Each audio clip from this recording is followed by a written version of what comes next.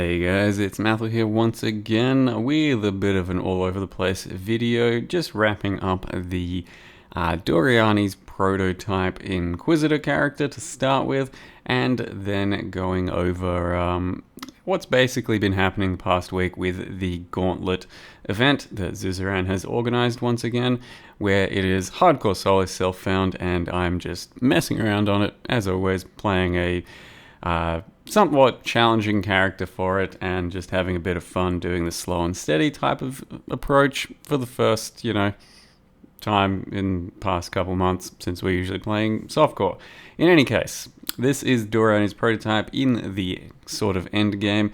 Did a lot of fairly juiced maps, so basically everything I was running was double beyonded and sextanted and all that sort of shit, because overall, the character went pretty well. Had quite a decent amount of life and energy shield. Of course, we were a little bit susceptible to lightning damage, and sometimes that did poke through in some of these cases and maps and all that. But for the most part, the damage was pretty insane on the character.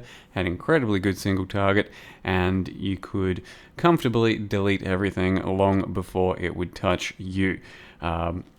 Would definitely be a lot nicer to have the timeless jewel that Sid gave you 50% of your early damage taken as chaos, and then build into full chaos resist.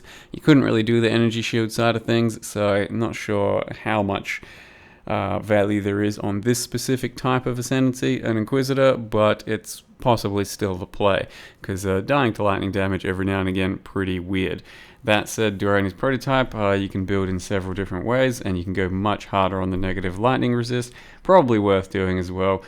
Just an item you can definitely look into for the future, as it's pretty damn viable either way, though it's a bit harder to build around without specific, easy to manipulate harvest crafts.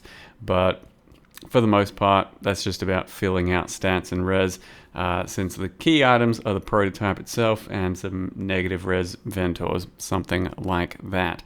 And as I mentioned in the previous video, I believe, probably the best source of delivery for this type of a build is going to be a Mjolnir, because Cyclone's so comfortable and versatile and offensive, defensive and all that. Whereas this build, this type of approach, you are fairly standing still while doing your damage with your frenzy and just, shooting out the spell slingers and the cast on crit and all that. And you can see the single target pretty filthy, did seem to do pretty good things overall.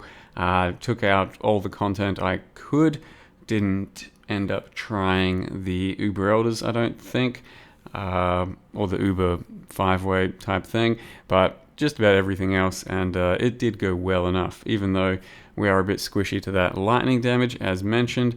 It's still got enough effective HP that not too many problems are ever going to arise against almost any of these bosses, since they're usually just slightly lightning, only small portions of, rather than a full lightning boss. And that's only a couple of bosses, like the Eradicator and the Crusader boss.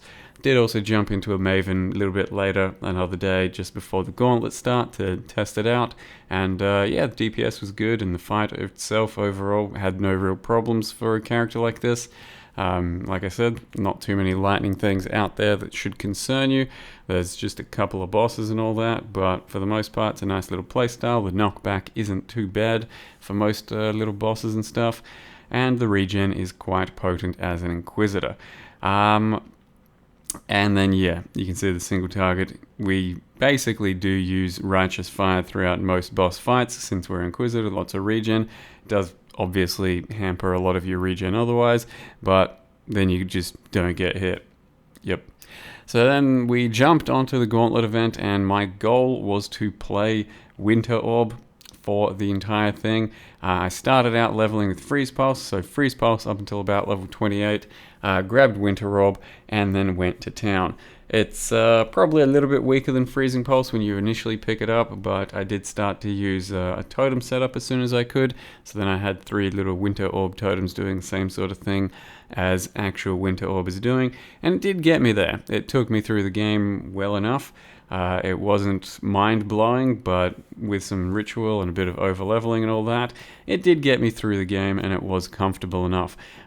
So considering it's on a 40% more life league, and then I was also HCSSF, so with the pretty dangerous Gauntlet mods, I was over defending by a huge amount. I'd usually have like 2,000 less life by this point or some shit, and far more invested in damage.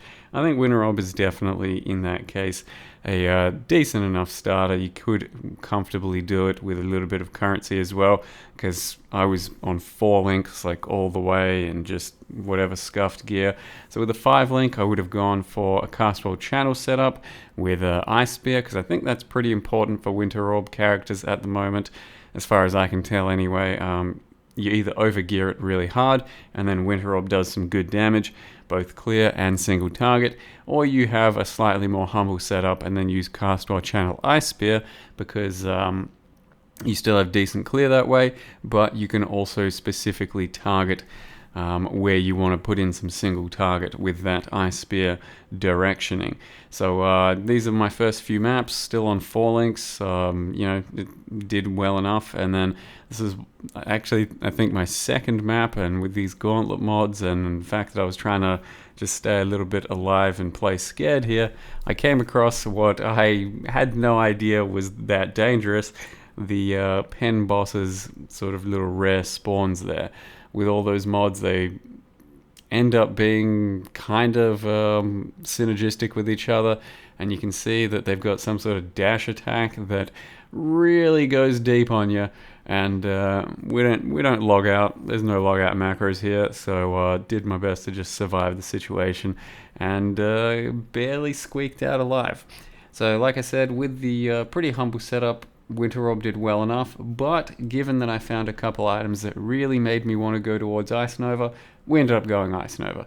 So I found a Carcass Jack, found a Prophecy for Pledge of Hands, and at that point, it's kind of a no-brainer to start playing Ice Nova, which I do love, so I definitely wanted to make a bit of a pivot, since it's got more potential for freeze, it's a bit more controllable, and just overall, Ice Nova is a slightly more solid build than Winterob, especially on a budget.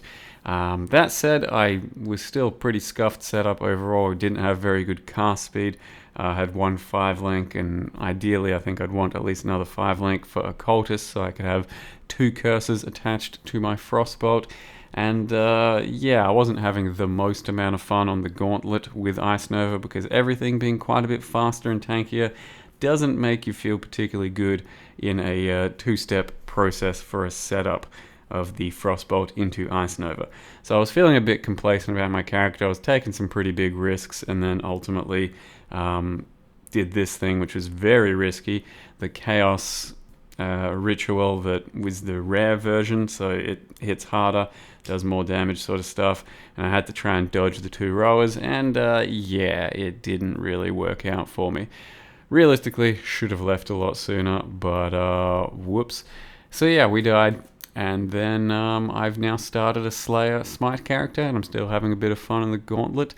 There's nothing to really say about the Ice Nova or the Occultist Winterob. It is what it is, pretty basic character, and I might look into some more Winterob later on in the league.